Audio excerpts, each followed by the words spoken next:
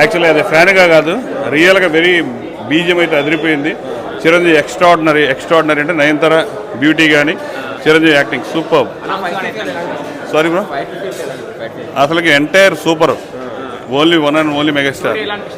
Story బాగుంది, కొత్తగా ఏం లేదు, జస్ట్ రొటీనే, బట్ ఎంటైర్ కామెడీ ఎంటర్టైన్మెంట్. చాలా లైటర్ వెన్ కామెడీ ఉంది. ఫ్యామిలీగా మొత్తం ఫ్యామిలీ ఆడియన్స్కు ఫోకస్ చేసి తీశారు. గ్రిప్పింగ్ ఉంది మూవీ మొత్తం.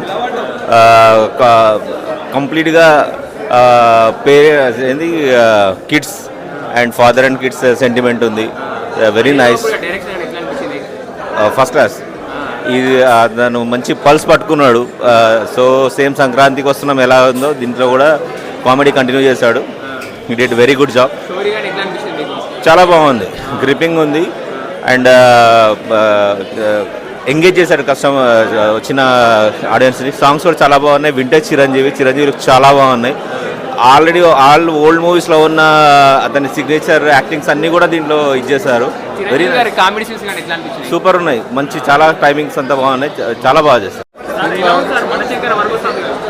మంచి కామెడీ ఉంది. ఫ్లైట్లు సూపర్ ఉన్నాయి.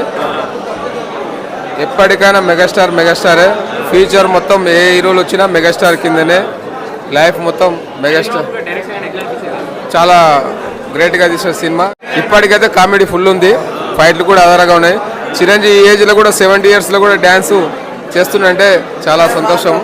ఎప్పటికైనా మెగాస్టారే. మెగాస్టార్ మించిన హీరో ఎప్పటికి రాడు, ఎప్పటికి చూడలేము కూడా.